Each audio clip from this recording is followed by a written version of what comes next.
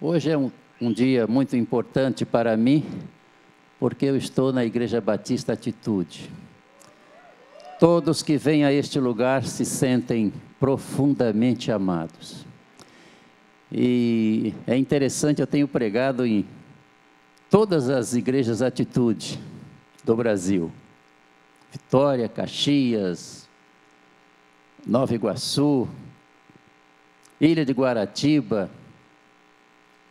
e Vargem Grande, e onde você chega é tudo igual, é aquela turminha com aquele uniforme verdinho ali, não sei se é verde mesmo, tudo igual. Em Copacabana, até a pessoa chegar ao local do santuário, já levou tanto beijo e tanto abraço, é tudo igual. Então não é um caminhão cheio de japonês que é tudo igual, não. Igreja Atitude é tudo igual. Que bênção. Hoje pude rever aqui o pastor Curti. Onde está o pastor Curti? Davi Curti. É líder, está aqui na frente, líder dos pastores batistas cariocas, pastor da Igreja Batista Suburbana, não é isso mesmo? Estive também hoje, me encontrei aqui hoje, agora à noite, com o André, doutor André, filho do pastor Antonino. Onde está o André? Fica em pé, André, por favor. Onde? Ah, ali está. É um exímio violino, tocador de violino, violinista, é isso mesmo? Muito bom. Filho do meu grande amigo, pastor Antonino.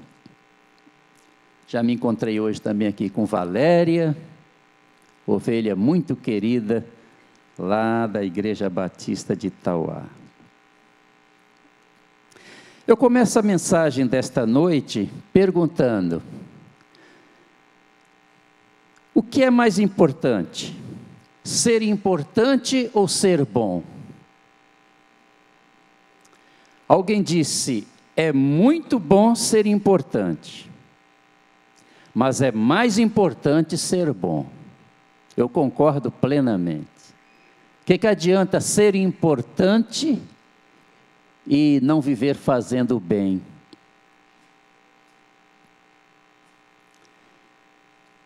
Muitas pessoas pensam diferente, acham que é mais importante ser importante. Então muitos querem ser vereador, querem ser deputado estadual, querem ser deputado federal, querem ser senadores, prefeitos, governadores e, se possível, presidente do país.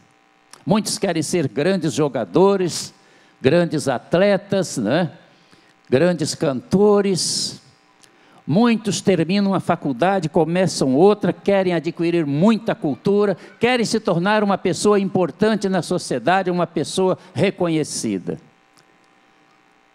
O problema é que muitas pessoas que se preocupam tanto em ser importantes, não têm a menor preocupação em ser boas pessoas, em viver praticando o bem. Seria muito bom se todos entendessem que ser bom é mais importante do que ser importante. Alguém disse assim: fazer o bem faz bem. A pessoa que vive fazendo o bem se sente bem. Outro disse assim: queira o bem, plante o bem e o resto vem. O resto vem.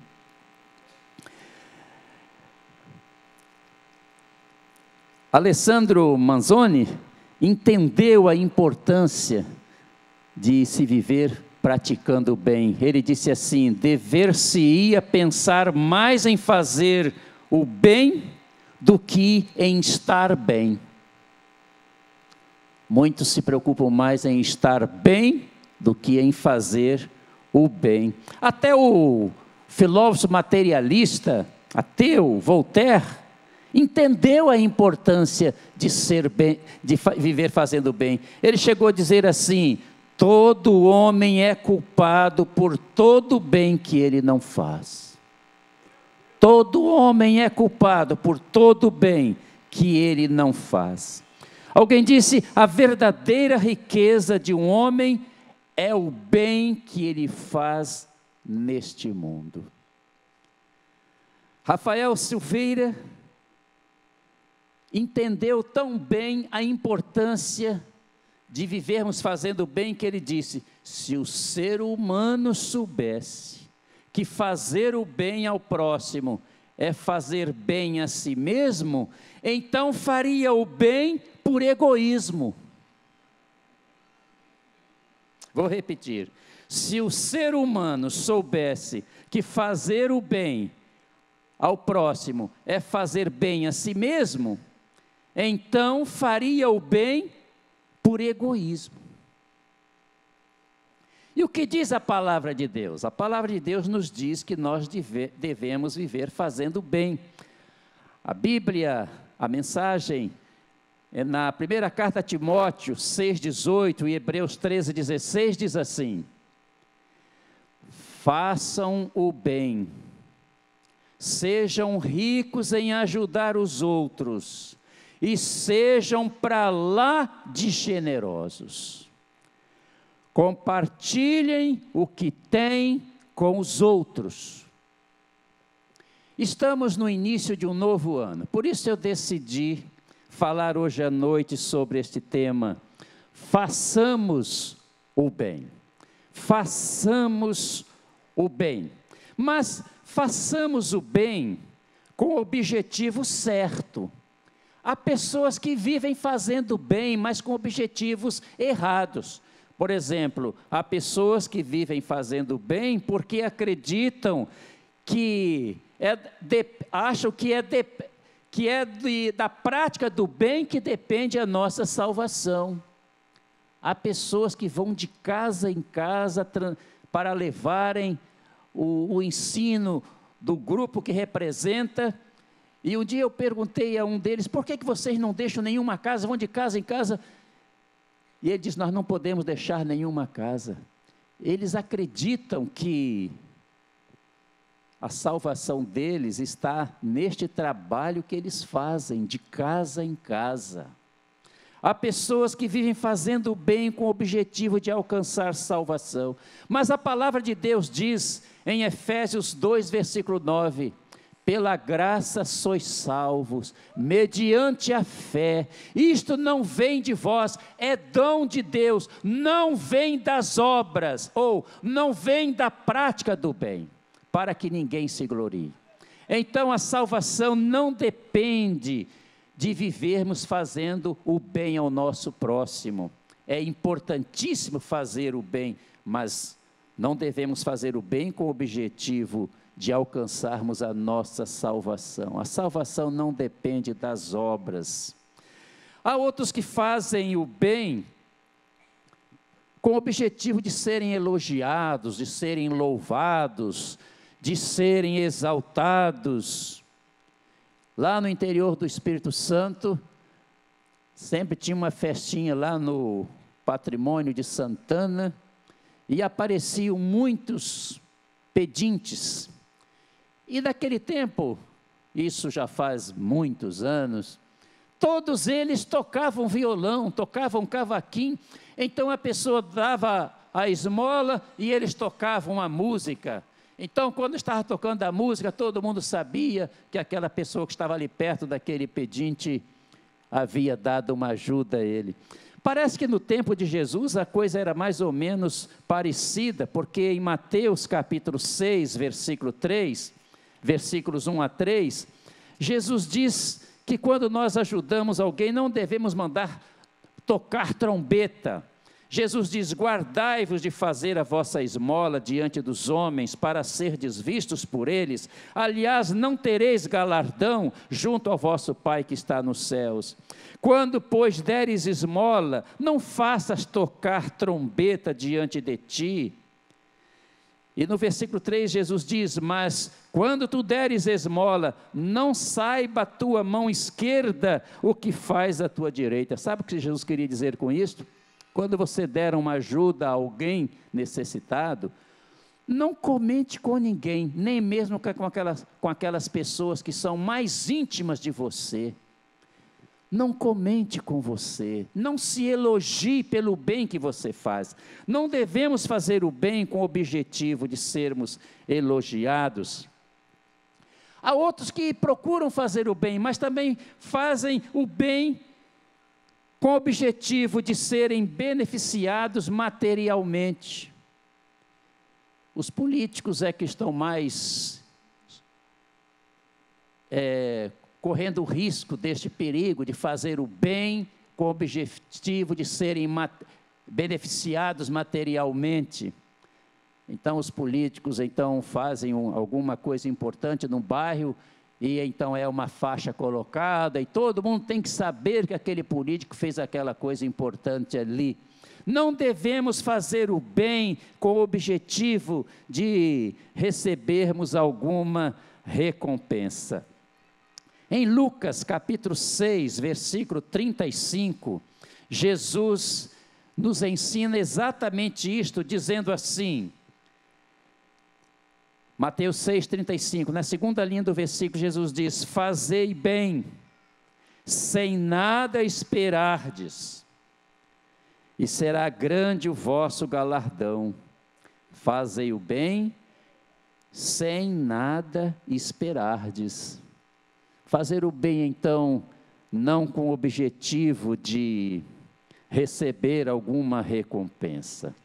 Talvez você esteja perguntando, se não devo fazer o bem para ser salvo, nem para ser elogiado, nem para ser beneficiado materialmente, então com que objetivo eu devo fazer o bem? Jesus responde a esta pergunta em Mateus capítulo 6, dizendo assim, aliás, Mateus capítulo 5, versículo 16, Jesus diz assim: assim resplandeça a vossa luz diante dos homens, para que vejam as vossas boas obras e glorifiquem a vosso Pai que está nos céus. Então Jesus diz aqui, que nós devemos praticar o bem, fazer o bem ao próximo, com o objetivo de vermos Deus sendo exaltado, Deus sendo glorificado, nunca nós mesmos sermos glorificados por causa da prática do bem. Também na primeira carta do apóstolo Paulo aos Coríntios, capítulo 10, versículo 31, o apóstolo Paulo diz assim na parte final do versículo, primeira carta aos Coríntios 10, 31, fazei tudo para a glória de Deus. Tudo que nós fazemos deve ser para a glória de Deus. Deus é que merece toda a glória, todo louvor, toda honra, o nosso Deus. Então devemos fazer o bem para a glória, com o objetivo de vermos Deus glorificado. Façamos o bem com o coração cheio de amor. Nestes meus 51 anos de ministério, completei dia 8 de outubro, 51 anos de ministério, eu conheci muitas pessoas preocupadas em fazer o bem, em ajudar. Mas o problema é que ao mesmo tempo em que eu via aquelas pessoas fazendo o bem, eu via aquelas pessoas sempre mal-humoradas, sempre murmurando, sempre reclamando, sempre falando mal das pessoas. Não é assim que nós devemos fazer o bem. Não devemos fazer o bem com ressentimento contra quem quer que seja, com rancor, com ódio, com raiva. Não, devemos fazer o bem com o coração cheio de amor. Devemos imitar o nosso Deus. Aliás, a Bíblia diz, sede imitadores de Deus. E Deus realiza tudo em nosso benefício, motivado pelo amor. Não é assim que diz João 3,16? Vamos falar juntos? Porque Deus amou o mundo de tal maneira que deu o seu Filho unigênito, para que todo aquele que nele crê não pereça, mas tenha vida eterna. Então, porque Deus amou o mundo, isto é, porque Deus amou todas as pessoas do mundo, Ele enviou o seu Filho para morrer na cruz, para que nós pudéssemos ser salvos. Assim também devemos fazer a obra de Deus, fazer o bem ao nosso próximo, com o coração cheio de amor. Olha, fazer as coisas sem ter o coração cheio de amor é perder tempo, não vale nada. Deus não aceita nada que fazemos se nós não temos o coração cheio de amor. Nós lemos assim na primeira carta aos Coríntios 13, versículo 3, o apóstolo Paulo chega a dizer assim: ainda que distribuísse toda a minha fortuna para sustento dos pobres, e não tivesse amor, nada disso me aproveitaria. A pessoa pode, de acordo com essa palavra de Paulo, viver dando tudo o que tem para os pobres, mas se não tiver o coração cheio de amor, não vale nada. Deus não aceita aquele bem que nós fazemos, se o nosso coração não está cheio de amor. Ainda na primeira carta aos Coríntios 16:14, o apóstolo Paulo diz assim: todas as vossas coisas sejam feitas com amor. Todas as vossas coisas sejam feitas com amor. Devemos diariamente pedir ao Senhor: Senhor, enche o meu coração cada vez mais de amor. Eu quero viver fazendo bem, mas eu quero fazer o bem como o Senhor faz. O Senhor faz o bem com o coração cheio do amor. É assim que eu quero fazer o bem. Façamos o bem. Façamos o bem também. Façamos o bem a todos. É assim que nós podemos ler em Gálatas, capítulo 6, versículo 10. A palavra de Deus diz neste texto, Gálatas 6, versículo 10. Enquanto temos tempo, façamos bem a todos. É assim que Paulo diz na segunda linha deste versículo 10, Gálatas 6, 10. Façamos o bem a todos. Nesta palavra todos está incluída a nossa família. É interessante que as pessoas são tão boas em todos os lugares, são tão boazinhas na igreja. Estou me lembrando daquele menininho que falou: mãe, vamos morar na igreja? Papai é tão bom na igreja, mãe, ele é tão diferente em casa. Ah, que anjo na igreja, mas era um demônio em casa. As pessoas são boas na igreja, no trabalho, tratam todo mundo bem, mas não agem da mesma maneira quando chegam em casa. Nós temos que fazer o bem a todos, e a nossa família também, não está fora. Na primeira carta de Paulo a Timóteo, capítulo 5, versículo 8, o que é que a Bíblia diz? Se alguém não tem cuidado dos seus, dos da sua família, negou a fé.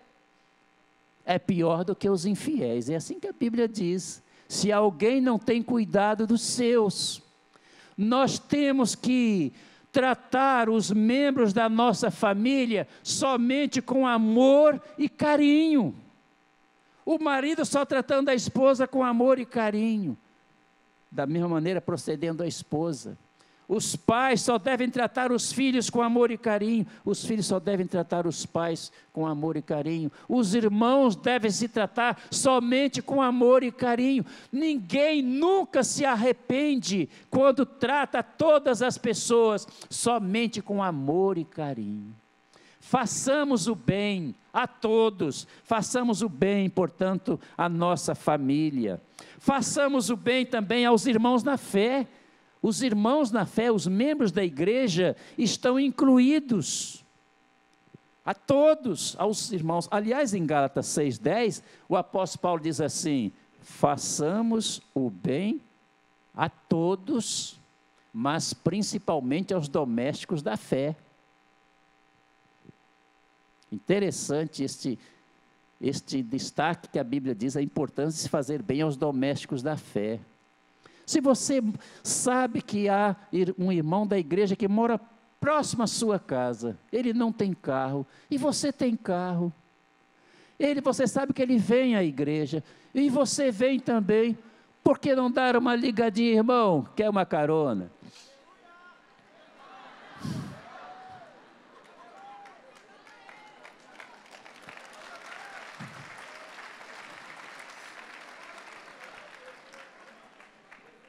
Há pessoas que não se preocupam nem em dar carona ao próprio pai, à própria mãe, para levar à igreja. É verdade.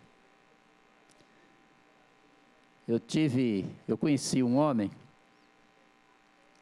membro de uma igreja, e ele então, um dia, ele ia subindo, ele vinha no seu carro e ia subindo um morro, e viu acho que umas 2 pessoas da igreja que estavam indo para o mesmo lugar onde ele estava indo, e ele perguntou: vocês estão indo também lá para o culto lá? Estamos, eu também vou, e acelerou e foi embora e deixou eles ali.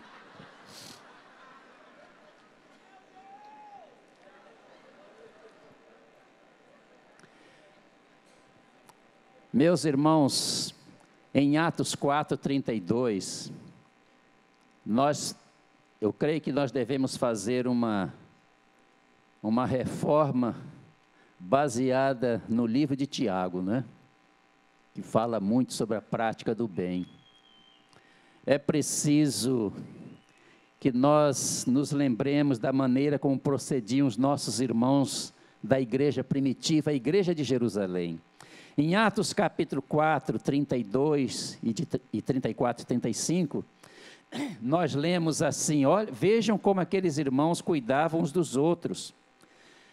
Atos 4, 32 diz: e era o coração e a alma da multidão dos que criam.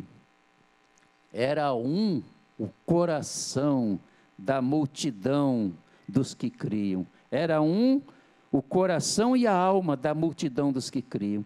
E ninguém dizia que coisa alguma do que possuía era sua própria, mas todas as coisas lhes eram comuns. E os apóstolos davam com grande poder testemunho da ressurreição do Senhor Jesus. Versículo 34, não havia, pois, entre eles necessitado algum, porque todos os que possuíam herdades ou casas, vendendo-as, traziam o preço do que fora vendido e o depositavam aos pés dos apóstolos, e repartia-se a cada um segundo a necessidade que cada um tinha. Era assim que vivia a igreja primitiva. É por isso que em Atos 1, versículo 15, diz que aquela igreja no início tinha quase 120 membros. Poucos dias depois, aquela igreja, só num culto que fez, batizou quase 3.000 pessoas. E quando você chega no capítulo 5, versículo 4 de Atos, vê falando de uma multidão de 5.000 pessoas. E quando você continua lendo no livro de Atos, Lucas, o autor do livro de Atos, diz que a multidão dos que criam crescia cada vez mais. Aquela igreja era uma igreja onde havia muita união entre os irmãos.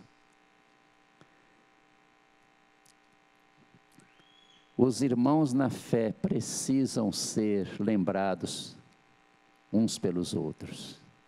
Façamos o bem aos irmãos na fé. Façamos o bem a todos. Os inimigos não podem estar excluídos. Se é a todos, é aos amigos e aos inimigos. Há pessoas que fazem o bem aos amigos. Fazem o bem, falam bem, até alguém disse: amigo meu não tem defeito, inimigo se não tiver eu ponho.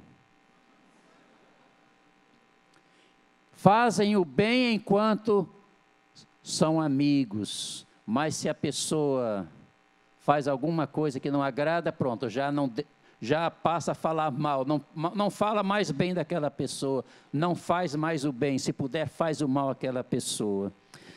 Os inimigos, aliás, crente não deve ser inimigo de ninguém.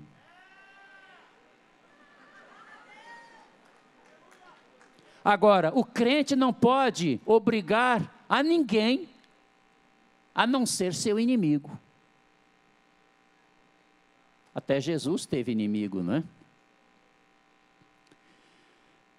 Mas quando o crente descobre que existem alguns inimigos, sabe o que o crente deve fazer? Deve procurar matar cada um deles. Mas não é como aquele baiano fez. Ele foi professar a fé, o pastor fez várias perguntas, e lá pelas tantas perguntou: você tem inimigos? Ele falou: 4. Então você não pode se batizar, ninguém pode se batizar tendo inimigos. Então ele foi sentar-se no auditório. Tempos depois, houve outra profissão de fé para batismo, ele veio professar a fé. E o pastor fez aquelas várias perguntas e chegou nesta pergunta: você tem inimigos? Não. E aqueles 4 que você disse que tinha? Matei todos eles.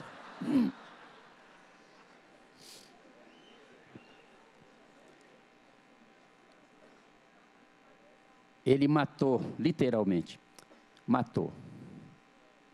O crente deve matar seus inimigos, como eu disse há pouco.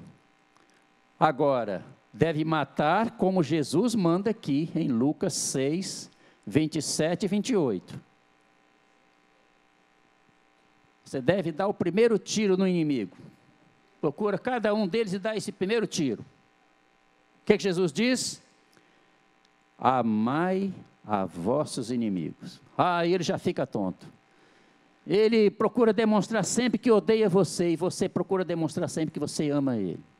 Não fala mal dele para ninguém. Sempre que você tiver que falar sobre ele com alguém, você só fala bem dele, porque todo mundo tem defeito, mas tem virtude também, não é? Todo mundo. Jesus então diz aqui: amai a vossos inimigos. Já fica igual a barata tonta. Você vai sufocá-lo com seu amor. Mas você dá um segundo tiro nele, porque você quer matá-lo mesmo. E o segundo tiro qual é? Jesus diz o quê?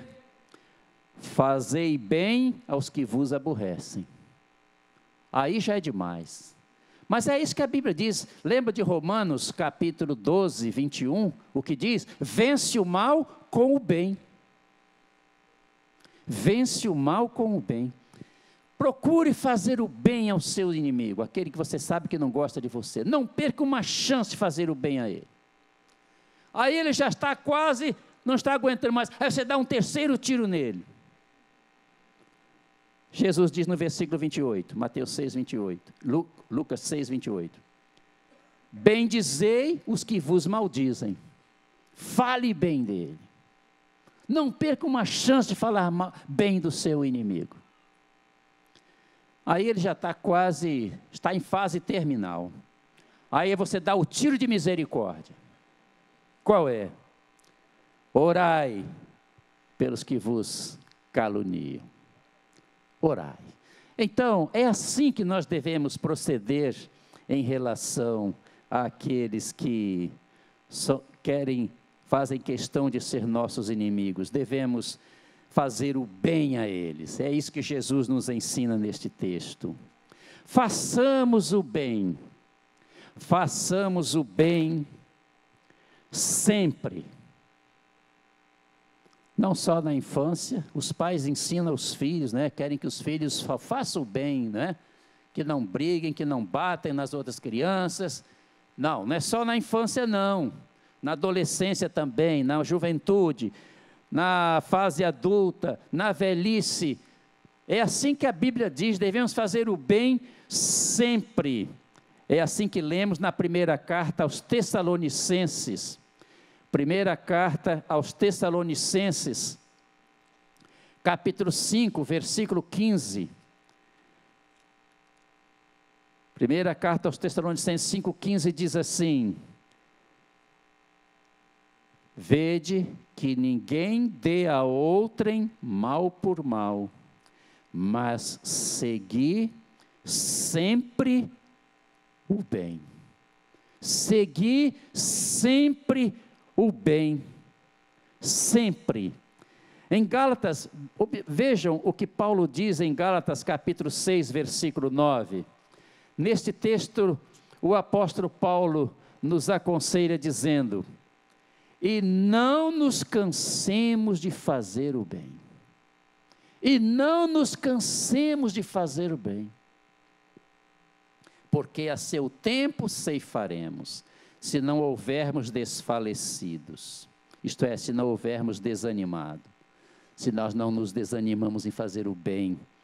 Sempre fazer o bem, sempre. Da infância, do berço até o túmulo.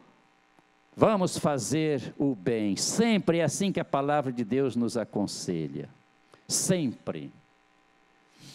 Nelson Mandela, que foi presidente da África do Sul, ele disse: o momento é sempre adequado para se fazer o bem. Sempre, todo momento é adequado para fazermos o bem. Façamos o bem, meus queridos irmãos e queridos visitantes. Façamos o bem, porque assim estaremos andando como Jesus andou. A Bíblia diz que nós devemos andar como Jesus andou. Primeira carta de João, capítulo 2, versículo 6, está escrito assim na palavra de Deus: aquele que diz que está nele, isto é, em Cristo, também deve andar como ele andou. Então é interessante nós pesquisarmos na Bíblia para sabermos como é que Jesus andou. Porque a Bíblia diz que aquele que diz que está em Cristo deve andar como ele andou. Como é que Jesus andou? Em Atos capítulo 10, versículo 38, a Bíblia diz que Jesus andou fazendo bem. É assim que lemos em Atos dos Apóstolos 10, versículo 38. Entre outras coisas, esse texto diz: Jesus andou fazendo o bem. Nós devemos também, desde o nascimento até a morte, andar fazendo o bem. Porque assim nós estaremos andando como Jesus andou. Façamos o bem também, porque não fazer o bem é tão pecado quanto fazer o mal. Há muitas pessoas que pensam que só é pecado fazer o mal ao próximo. E não procuram não fazer o mal a ninguém, mas não fazem o bem. Tanto é pecado viver fazendo mal ao próximo, como não fazer o bem ao próximo. É isso que está muito claro na palavra de Deus, em Tiago, capítulo 4, versículo 17. Tiago, capítulo 4, versículo 17, nós podemos ler estas palavras: aquele, pois, que sabe fazer o bem e o não faz, comete pecado. Aquele que sabe fazer o bem, vê uma pessoa necessitada, vê que tem condições de ajudar aquela pessoa e não ajuda, está pecando. Pecado de omissão. Abram a Bíblia no Salmo 34. Vejam o que diz esse texto. Salmo 34, versículo 14, diz assim: aparta-te do mal. E o que diz em seguida? E faze o bem. No mesmo versículo onde Deus nos diz que nós devemos nos apartar do mal, diz que nós devemos fazer o bem. Não basta nos apartarmos do mal, precisamos também nos preocupar em fazer o bem. Nós podemos ler também em Isaías, capítulo 1, Isaías, capítulo 1, versículos 16, 17, o texto diz assim: lavai-vos, purificai-vos, tirai a maldade de vossos atos de diante dos meus olhos, cessai de fazer o mal, aprendei a fazer o bem. Cessai de fazer o mal, aprendei a fazer o bem.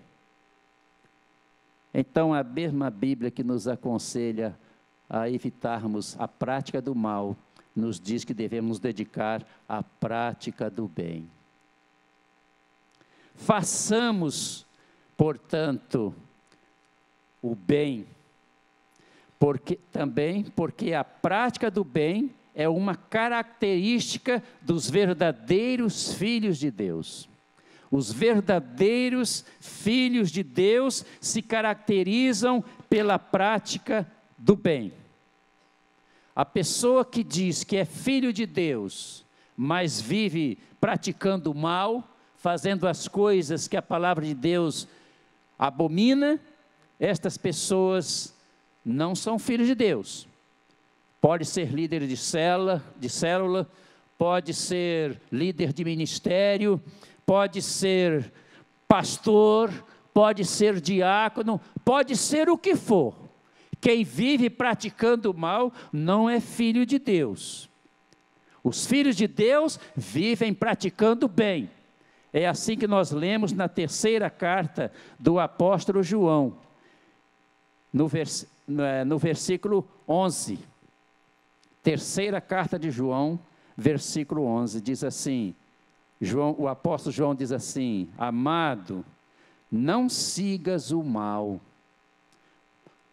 mas sigas o bem. Quem faz o bem é de Deus, mas quem faz o mal não tem visto a Deus. Quem faz o bem é de Deus, isto é filho de Deus. Quem faz o mal nunca viu a Deus. É uma característica dos verdadeiros filhos de Deus. Todos nós queremos ser filhos de Deus, porque nós queremos falar, meu Pai que está nos céus. Quem não é filho de Deus não pode nem falar o Pai Nosso. Como é que vai chamar de Pai quem não é o Pai? Ah, Deus é Pai de todos. Não, Deus é Pai daqueles, Deus é o Criador de todos. Mas os filhos de Deus são apenas aqueles que vivem esta vida diferente. Mas eu quero dizer, estou quase terminando. Façamos o bem, porque tudo que fazemos ao nosso próximo, o fazemos a Jesus. Isto é importantíssimo, há muita gente que não sabe disto. Vou repetir. Façamos o bem, porque tudo que fazemos ao nosso próximo, o fazemos a Jesus. Nós podemos proceder de 3 maneiras para com o nosso próximo. Podemos viver só fazendo o mal ao nosso próximo. Este é o chamado nível demoníaco. E há muitas pessoas, infelizmente, que vivem nesse nível. Só vivem fazendo o mal. Como dizia um homem lá da Ilha do Governador, um homem muito mau, ele dizia, fazer o mal sem olhar a qual, fazer o bem a ninguém.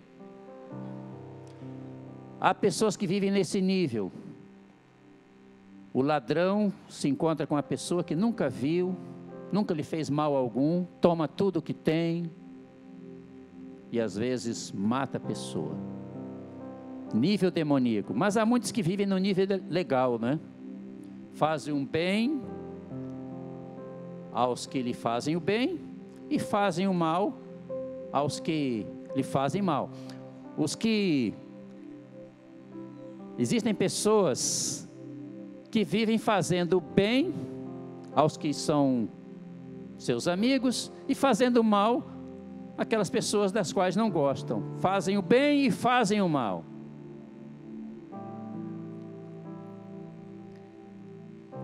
E nós também podemos viver fazendo só o bem, tanto aos bons quanto aos maus. Só o bem. Vou repetir: tudo que fazemos ao nosso próximo, o fazemos a Jesus. Prestem atenção. Quando fazemos o mal ao nosso próximo, estamos fazendo mal a Jesus.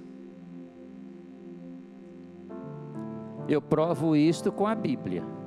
Atos dos Apóstolos, capítulo 9.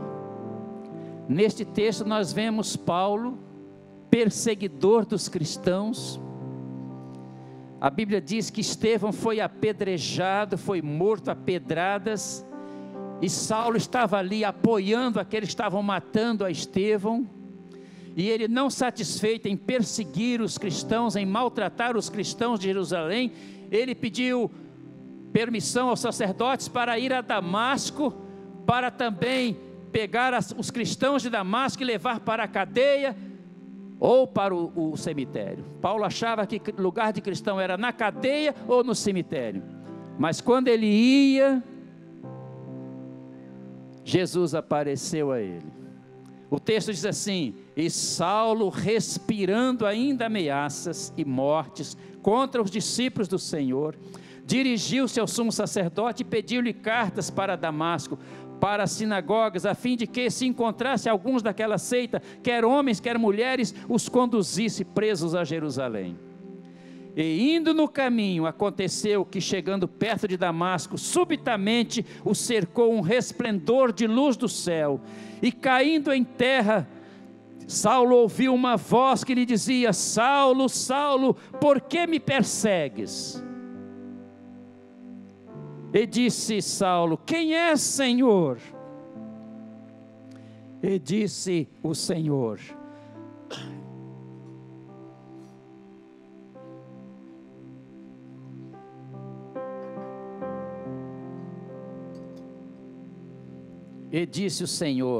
eu sou Jesus, a quem tu persegues.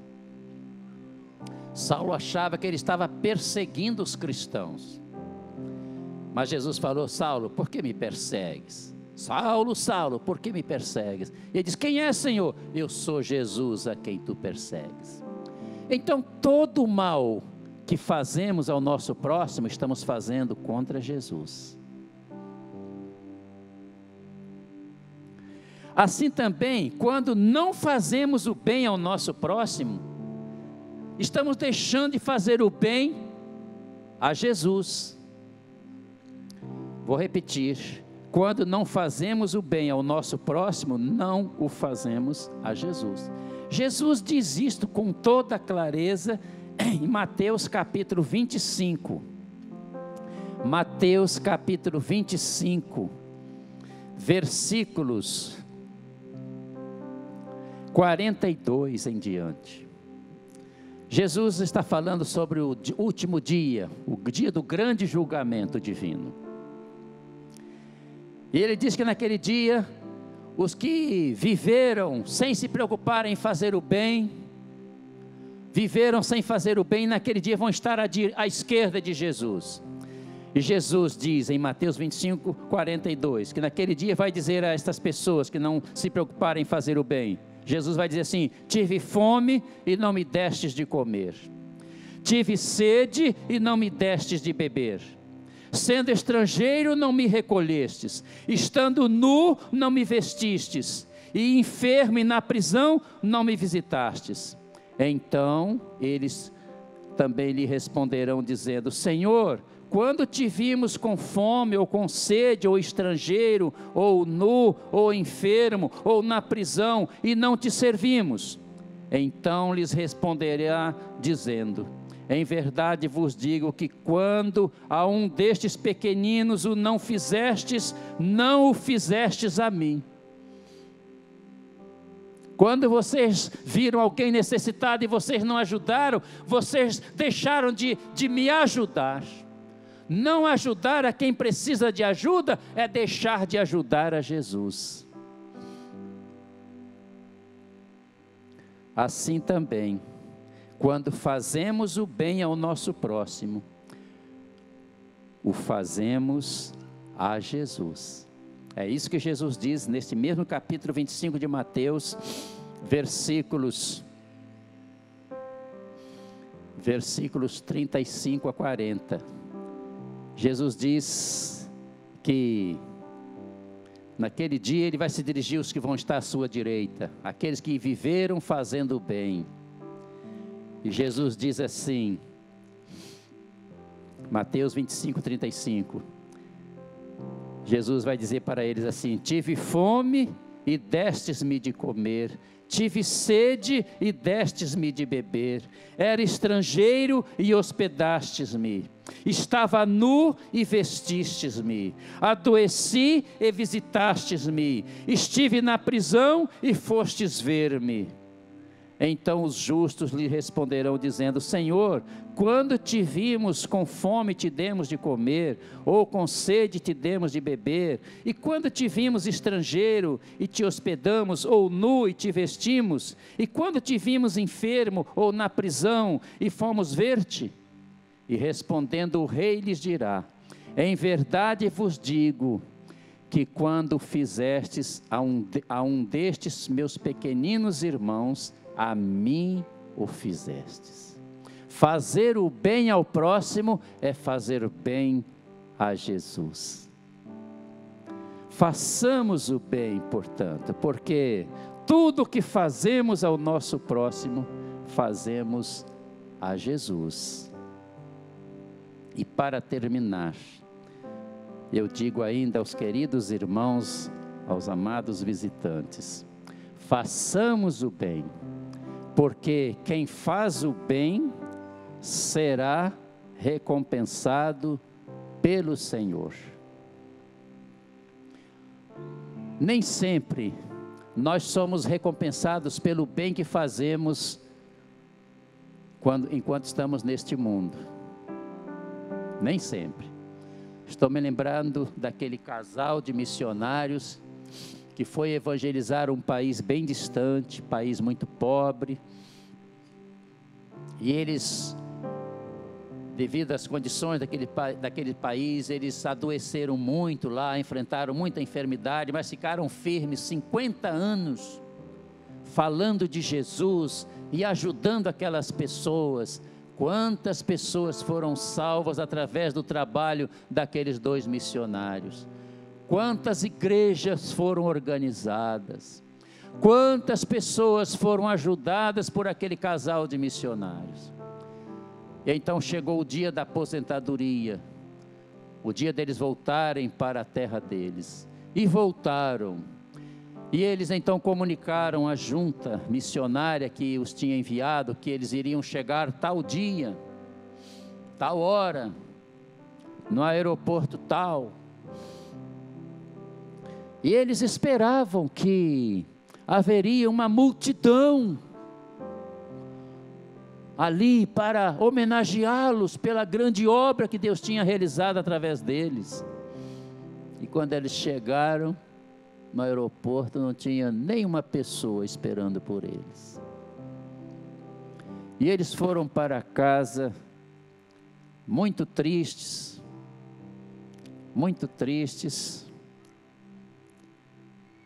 e foram para o aposento para dormir. E à noite os dois sonharam. Sabem qual foi o sonho? No sonho o Senhor disse assim: não fiquem tristes, vocês ainda não chegaram em casa. A casa de vocês não é aqui. Vocês não lembram o que diz Hebreus 13, 14? Não temos aqui cidade permanente, mas buscamos a futura. Em Filipenses 3:20, Paulo diz: a nossa cidade está no céu. Vocês não chegaram ainda em casa. Vocês vão chegar. E vocês vão ter uma grande recepção. O Senhor está preparando um banquete para receber vocês aqui. Nós podemos não ser recompensados aqui pelo bem que praticamos, mas o Senhor não se esquece de coisa alguma que nós fazemos. Observem o que diz esse texto, Hebreus capítulo 6, versículo 10. Este texto diz assim: Deus não é injusto. Hebreus 6, versículo 10, diz assim: Deus não é injusto para se esquecer da vossa obra e do trabalho, do amor que para com o seu nome mostrastes, enquanto servistes. Deus não é injusto para se esquecer da vossa obra. Em Mateus 10, 42, é muito lindo esse texto, mostra que Jesus não se esquece nem mesmo daquela coisa mais simples que a gente possa fazer por alguém. Mateus 10, 42, Jesus diz assim: e qualquer que tiver dado, só que seja um copo de água fria, a um destes pequenos, em nome de discípulo, em verdade vos digo que de modo algum perderá o seu galardão. Mesmo um copo d'água fria. Naquela distribuição de água, no impacto de carnaval, lembre-se disso. O Senhor não vai esquecer de cada copo d'água que eu vou dar ali aquelas pessoas. Talvez por causa daquele copo d'água a pessoa vai ser tocada pelo Espírito Santo de Deus e vai se interessar pela salvação. Mas veja agora o que diz Provérbios 19, versículo 17. Provérbios capítulo 19, versículo 17, está escrito assim: ao Senhor empresta o que se compadece do pobre. Ao Senhor empresta o que se compadece do pobre, e Ele lhe pagará o seu benefício. A Bíblia Viva traduz esse texto assim: quem ajuda aos pobres, empresta a Deus, e Deus pagará o empréstimo. O melhor investimento que podemos fazer é ajudar ao nosso próximo. Quem ajuda ao próximo está emprestando a Deus. Finalmente, em Efésios capítulo 6, versículos 7 e 8, a palavra de Deus diz assim, carta aos Efésios, capítulo 6, versículos 7 e 8, a palavra de Deus diz assim: servindo de boa vontade, como ao Senhor e não aos homens, sabendo que cada um receberá do Senhor todo o bem que fizer. Cada um receberá do Senhor todo o bem que fizer.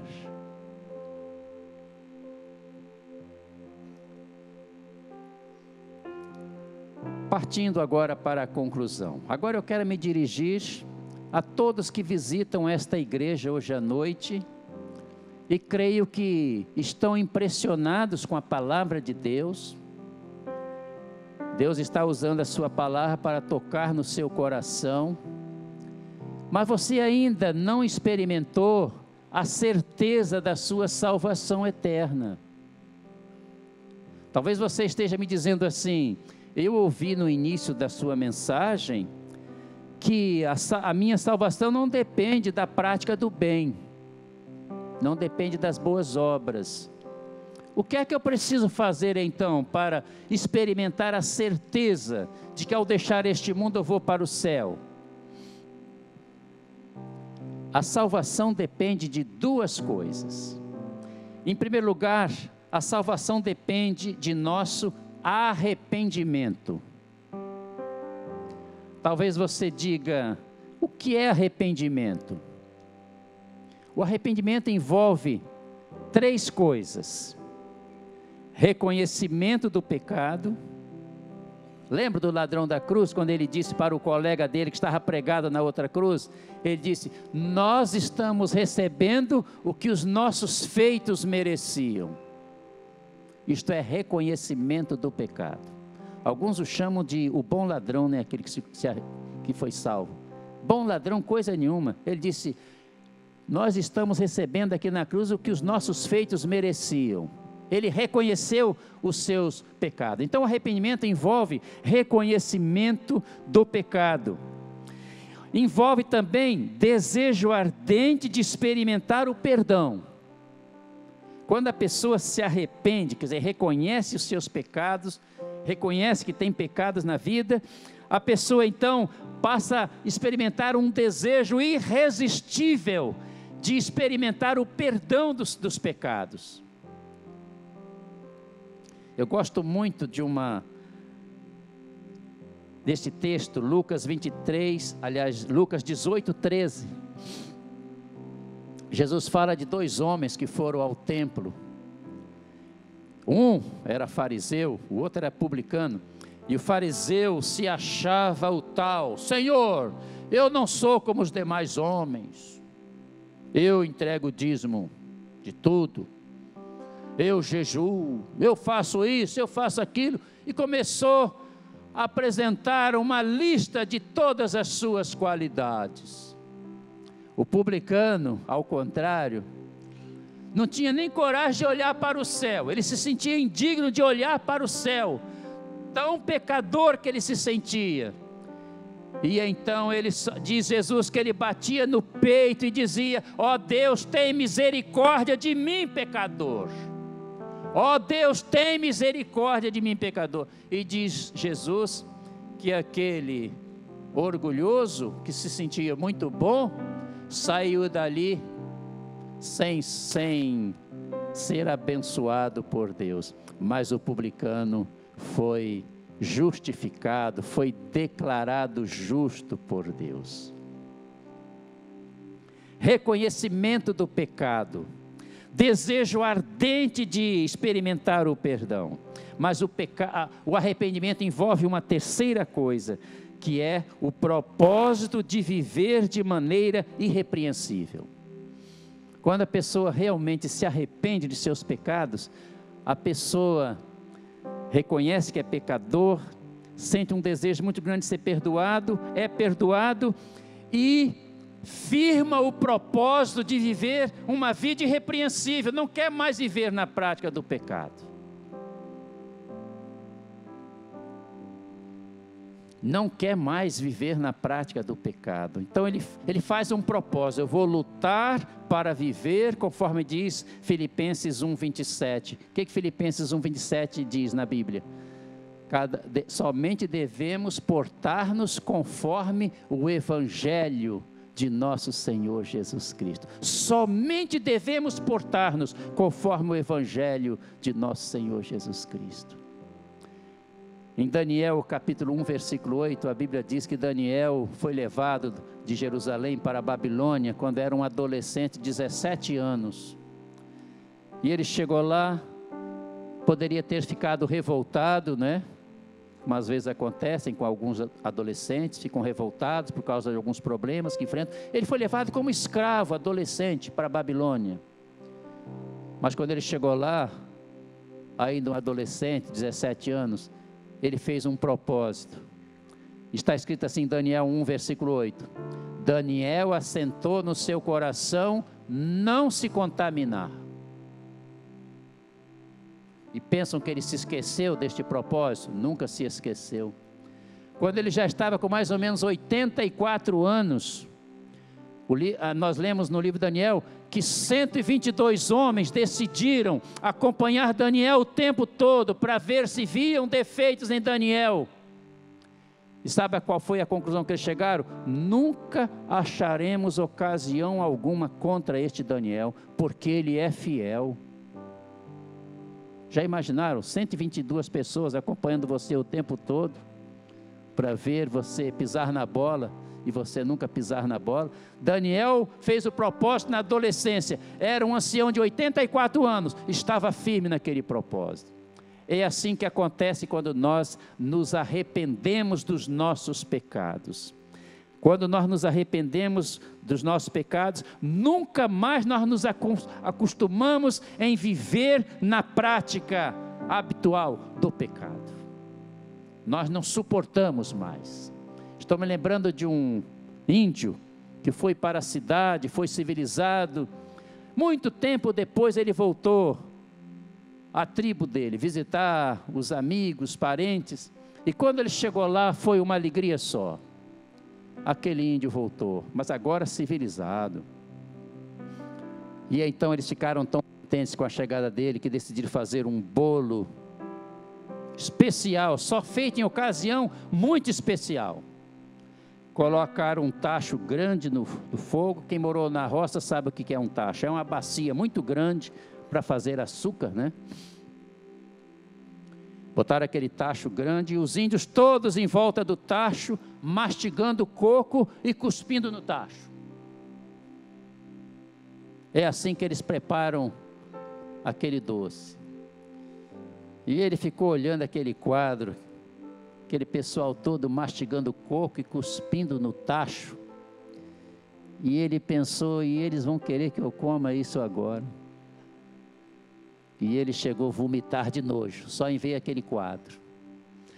Aquilo ali era toda a alegria dele quando ele estava ali. Mas agora ele estava civilizado, ele chegou a vomitar de nojo. É assim que acontece quando o homem se arrepende de seus pecados. O homem passa a ter nojo do pecado, faz tudo para não pecar, e quando ele cochila e faz alguma coisa que não deveria, ele se sente mal, ele sofre, e ele clama a Deus. Ele não descansa enquanto não experimenta o perdão de Deus. É preciso arrependimento. É isto que Jesus diz em Lucas capítulo 17, versículo 3. Lucas 17, versículo, aliás 13, Lucas capítulo 13, versículo 3, Jesus diz assim: se não vos arrependerdes, perecereis. Se não vos arrependerdes, perecereis. É Jesus que está dizendo isto para todos que nos encontramos aqui nesta noite. Se não vos arrependerdes, perecereis. Mas é necessário também crer em Jesus. Ninguém pode experimentar a certeza da salvação enquanto não decide depositar toda a sua fé em Jesus. Há um texto que mostra claramente isto, que é João 3,36. João capítulo 3, versículo 36, está escrito assim: João 3,33, diz assim: aquele que crê no Filho de Deus tem a vida eterna, mas aquele que não crê no Filho de Deus não verá a vida, mas a ira de Deus sobre ele permanece. Enquanto a pessoa não decide depositar toda a sua fé em Jesus, a ira de Deus permanece sobre a pessoa. Ninguém experimenta a certeza da salvação enquanto não crê em Jesus de todo o coração. Crer e receber. Se você está com uma grande dor de cabeça, não basta você crer que um remédio é bom para tirar dor de cabeça. A sua dor de cabeça só vai passar quando você receber aquele remédio. Não basta você crer que Jesus é o Salvador. Não basta você crer que só Jesus salva. Não basta você crer que Jesus pode salvar qualquer pecador. É preciso receber o Salvador. É por isso que em Provérbios 23, 26 a Bíblia diz, o Senhor diz assim: dá-me, filho meu, o teu coração. Creia e me receba no coração. Dá-me, filho meu, o teu coração. E em Apocalipse 3,20 a Bíblia diz: se alguém, Jesus diz assim: estou à porta e bato, se abrir a porta, entrarei. Eu pergunto a você que está visitando esta igreja hoje à noite, você quer fazer hoje à noite esta decisão? quer se dirigir a Jesus através de uma oração dizendo: Senhor Jesus, eu quero que o Senhor esteja no meu coração a partir de agora. O apóstolo Paulo disse assim em Gálatas 2:20: Cristo vive em mim. Jesus quer que cada pessoa diga a mesma coisa: Cristo vive em mim. Você quer sair daqui hoje dizendo: Cristo vive em mim? Então convide Jesus agora a entrar no seu coração. Vamos todos curvar as nossas cabeças, fechar nossos olhos. Meu querido visitante, se você ainda não fez esta decisão e você sente este grande desejo de agora se jogar nos braços do Senhor, receber o Senhor no seu coração, na sua vida, para dirigir a sua vida, me acompanhe nesta oração. Me acompanhe nesta oração. Querido visitante, curve a sua cabeça, feche seus olhos e com a sinceridade que for possível você diga assim: muito obrigado, Senhor, pela Tua palavra que eu acabo de ouvir. Eu estou entendendo que a minha salvação não depende da prática do bem. Eu preciso me arrepender dos meus pecados. Eu preciso crer em Jesus e preciso receber Jesus em meu coração. Senhor, eu desejo que o Senhor não fique do lado de fora do meu coração, batendo, querendo entrar. Eu quero que o Senhor esteja no meu coração a partir de agora. Senhor, entra no meu coração, para dirigir a minha vida sempre a partir de agora. Perdoa a todos os pecados que eu já pratiquei. Retira de mim o sentimento de culpa. Dá-me agora, Senhor, a certeza de que o Senhor já perdoou todos os meus pecados. Dá-me agora, Senhor, a paz. Dá-me agora a certeza da minha salvação. Senhor Jesus, que o Senhor esteja sempre dirigindo a minha vida a partir de agora.